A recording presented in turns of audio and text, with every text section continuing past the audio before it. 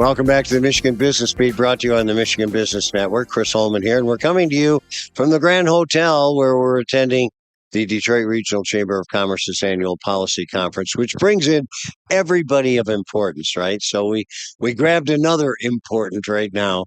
Mark Hackel joins us. He's the Macomb County executive, and Mark, I think I've run into you more this year than I ever have. Yeah, Chris, always good seeing you. I love being up at this conference because you do that. You're back and forth on a carpet here in the Grand Hotel, and it's like you run into people three, four, 5 times, probably within an hour's period of time. But get some good conversations, kind of quick conversations to figure out how to resolve some things. But also, if you need to do something that's going to be more extensive, set up dates and times to do that even when we get back home. No, it's amazing when you think of who all is here. It's like you say, you can get a lot of work done here besides just the conference and all the great speakers.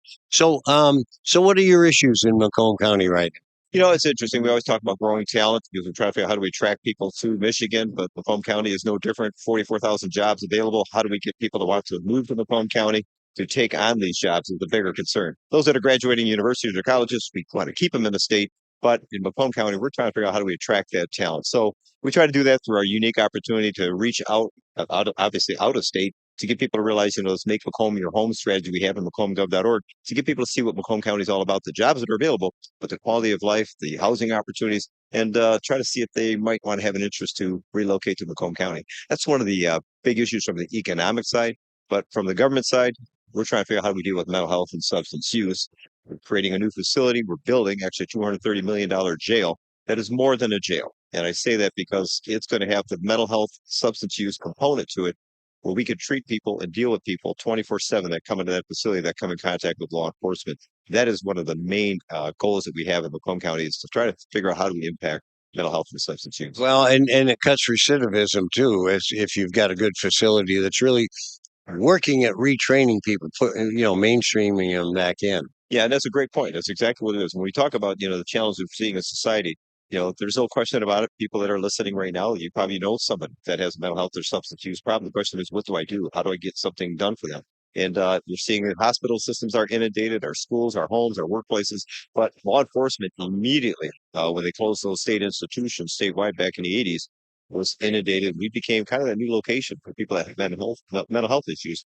And there really wasn't this community-based support that was there. So this facility that we're building, it has that component where the processing of these individuals and the community-based support people that are experts in that area are going to be embedded into the jail itself to understand these issues. But if they're not going to be staying with us because the judge says they're not a danger to society, their case is adjudicated, if they're going back into society, there's that handoff that we're going to be making with people within the community that understand how to deal with the treatment after that, so that it does try to reduce that recidivism or problems in those other areas that we may not have a direct impact on.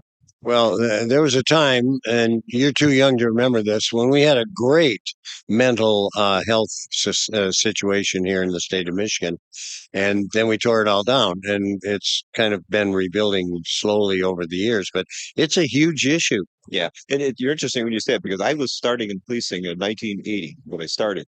And when I became a deputy on the road back in 83, 84, we would actually transfer patients from the county jail that were deemed to have mental health issues or concerns to some of the state facilities around the state. And then when they closed those down in kind of the mid 80s, most of the sheriffs around the entire state of Michigan said this is going to be a challenge for us because we're going to be the new housing unit for people with mental health issues. There wasn't that support mechanism ready to handle this, but we had to. We had to figure out how to do it. So now we're finally catching up, and we're getting some national attention with this really progressive thing that we're doing in Macomb County with this new jail that is really focused on dealing with mental health and substance use. Yeah, I'll tell you what, that's a great place to start. It certainly is. Education. You guys have some great educational facilities up there. And that's the big key to the major problem for small business, which is talent, right? Yes. And again, it's not just about the 4-year degree. We know that there's opportunities out there for people with the skilled trades, and that's starting to make a comeback into our schools, or actually into our high schools, where they're really making that connection, giving kids an opportunity to say, you know what, maybe I don't want to go for a 4-year degree, but there's some good paying, good opportunities as far as jobs available in the trades and skill trades. Macomb County's ISD program, Mike DeVault, he leads that. Jim Sawyer, he's actually the president of Macomb Community College. are working together with all of our school districts here in Macomb County. And I got to tell you, that relationship has been incredible. The partnership is giving kids a better opportunity to understand if there's something in the trades they're looking for, or if they're looking for that degree opportunity starting at Macomb. They now have partnerships with all these universities right in Macomb County through a relationship that they have at the University Center in Macomb. So again, we may not have a university in Macomb County, but we have one of the greatest 2 years institutions, and that's Macomb Community College, that has partnerships with those institutions around the state.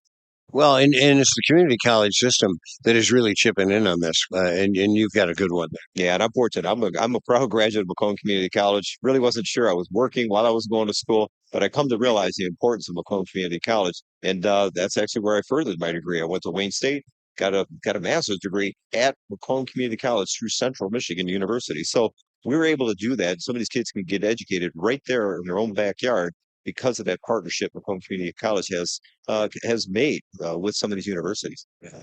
Well, you've done a tremendous job up there, and it's good to see you year after year. And I'll probably see you next on the set of Carol Kane's Michigan Man. You bet. Looking forward to it. You do a great job, and Carol loves having you. I work cheap. That's why. So, Mark Hackel, Chief Executive for Macomb County. We are at the policy conference put on by the Detroit Regional Chamber of Commerce on Mackinac Island. You're watching the Michigan Business Beat on the Michigan Business Network. I'm Chris Holman.